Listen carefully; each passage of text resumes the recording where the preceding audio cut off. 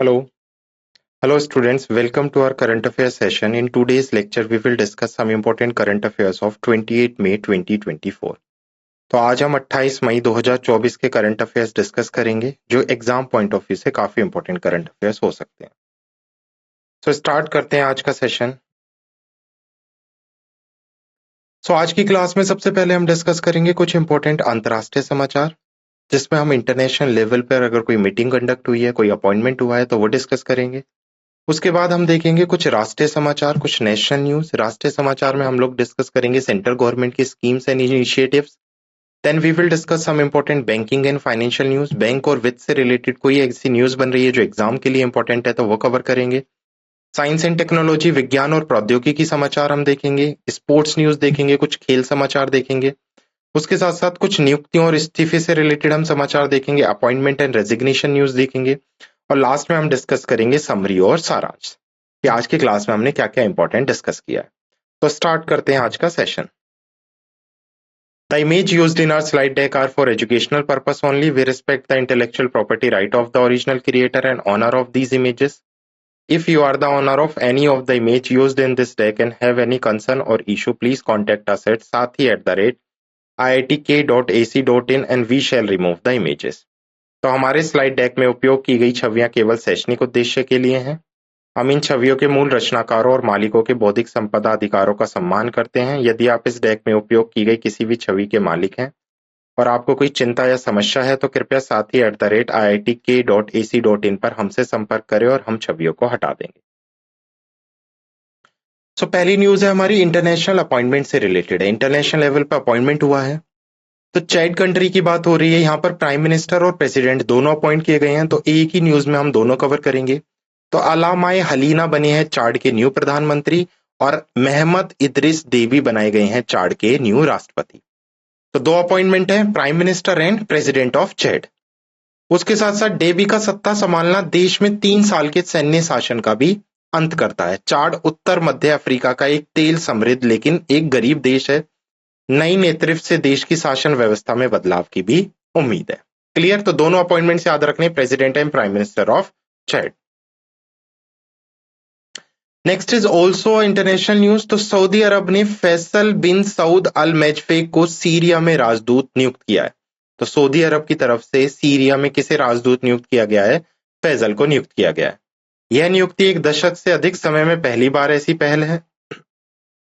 दोनों देशों के बीच द्विपक्षीय संबंधों में यह निर्णय एक महत्वपूर्ण बदलाव की ओर संकेत देता है। सीरियाई गृह युद्ध के कारण वर्षों के अलगाव के बाद संबंधों में सुधार के दौर के बीच यह कदम उठाया गया है। Clear? Next is also international news. Lithuanian president Gitanas Nauseda secure landslide reelection victory. तो लिथुनिया के राष्ट्रपति हैं गितानस, जिन्होंने भारी बहुमत से पुनः चुनाव में जीत हासिल की है। तो ये उनका दूसरे कार्यकाल होगा। ये दूसरे कार्यकाल के लिए पद पर बैठेंगे। नौसेदा ने प्रधानमंत्री इग्रिडा शिमोनाटे को 75.5% वोटों से हराया है। उनका पुनः निर्वाचन उनके मध्य मार्गी रूढ़िवाद रुख के लिए व्यापक समर्थन को रेखांकित करता है। नौसेदा यूक्रेन के लिए अपने अडिग समर्थन के लिए भी जाने जाते हैं। Next is also international news. तो रिलायंस जियो ने घाना के साथ बेसिकली घाटना पार्टनर्स के साथ एक पार्टनरशिप की है ताकि टेलीकॉम का जो इंफ्रास्ट्रक्चर है उसको आगे बढ़ाया जा सके। तो घाना की नेक्स्ट जेन इंफ्रास्ट्रक्चर कंपनी ने रिलायंस जियो की सहायक कंपनी टेक महिंद्रा और नोकिया के साथ सहयोग किया है। इस साझेदारी का उद्देश्य घाना की 4G और 5G क्षमताओं को और मजबूत करना है।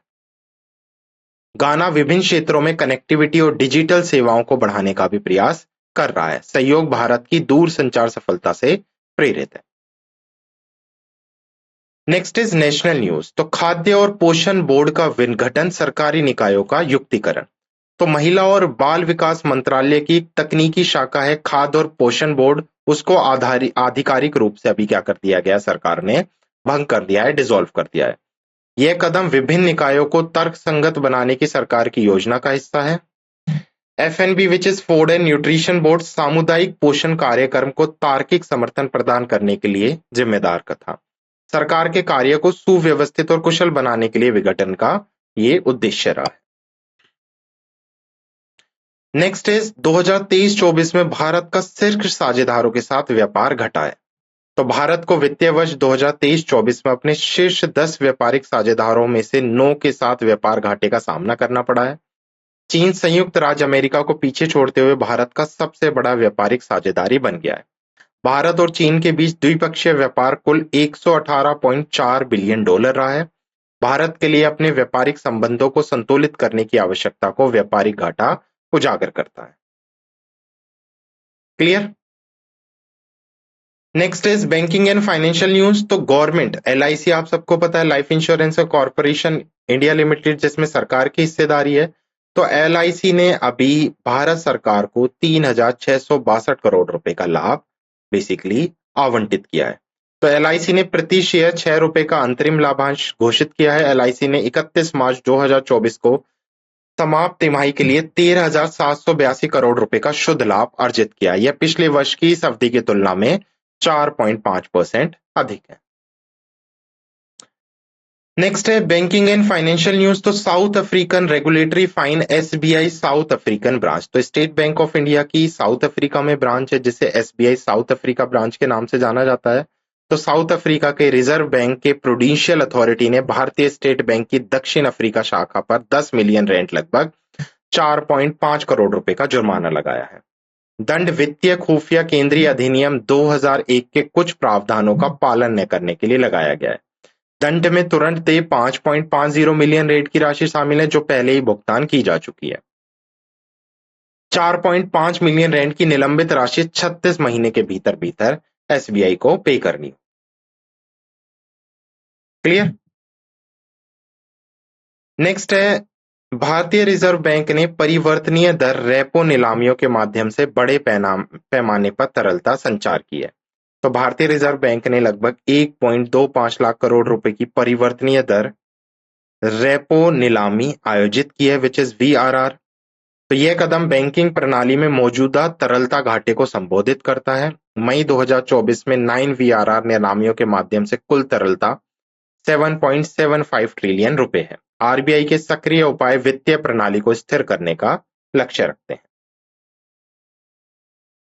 क्लियर? नेक्स्ट है TCS ने कुवैत के बर्गर बैंक के साथ कोर बैंकिंग परिवर्तन सौदा सुरक्षित किया है।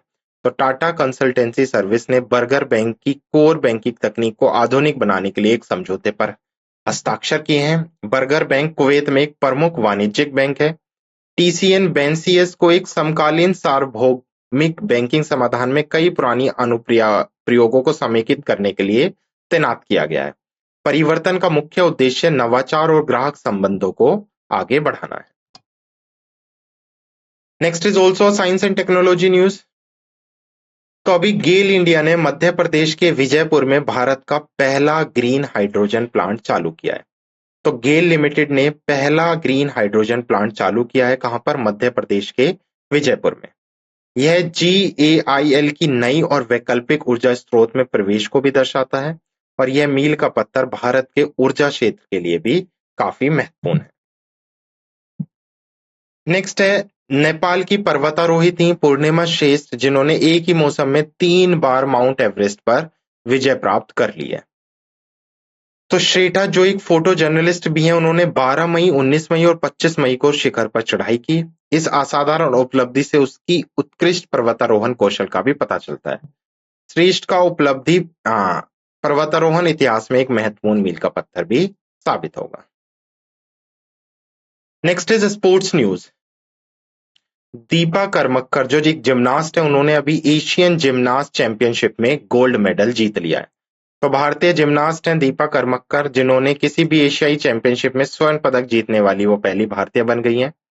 दीपा कर्मकर त्रिपुरा से हैं। उन्होंने यह उपलब्धि एशियन महिलाई कलात्मक जिम्नास्टिक चैंपियनशिप 2024 में महिलाओं की वॉल्ट्स व्यक्तिगत फाइनल में हासिल की और ये जो एशियन जिम्नास्ट चैंपियनशिप है ये 26 मई 2024 को उज्बेकिस्तान के ताशकंद में कंडक्ट की गई थी। क्लियर? नेक्स्ट इज चार्ल्स लेक्लर्सन ने मोनाको ग्रैंड प्रिक्स में जीत के साथ इतिहास रचा है। तो फेरारी ड्राइवर हैं चार्ल्स, जिन्होंने मोनाको ग्रैंड प्रिक्स जीत ली है। लेक्लेर 1931 में लुई चिरोंग के बाद से रेस जीतने वाले पहले मोनेगास्क ड्राइवर हैं। यह जीत मोनागास्कर ड्राइवर के लिए 92 साल के सूखे को भी समाप्त करती है। लेक्लेयर की जीत उनके रेसिंग करियर में एक महत्वपूर्ण उपलब्धि भी है। क्लियर? तो याद रखना है, मोनाको ग्रैंड प्रिक्स लीग किसने जीत ली है? चार्ल्स लेक्लर्स ने। Next is appointment and resignation. तो एक ऑर्गेनाइजेशन है national agriculture cooperative marketing federation of India which is known as NAFED. तो अभी जेठा अहीर को नफेड के अध्यक्ष के रूप में चुना गया है। तो ये शहरा बीजेपी एमएलए हैं जेठा अहीर, जिन्हें अभी नफेड के अध्यक्ष चुने गए हैं। अहीर ने पहले गुजरात विधानसभा के उपाध्यक्ष के रूप में भी कार्य किया है।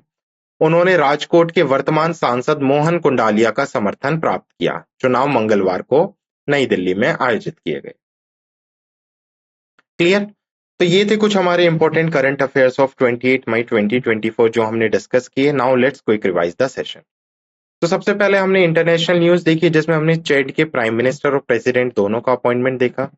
उसके साथ साथ हमने देखा कि सऊदी अरब ने फैजल को सीरिया का न्यू ब्रांड एम्बेसडर नियुक्त किया है।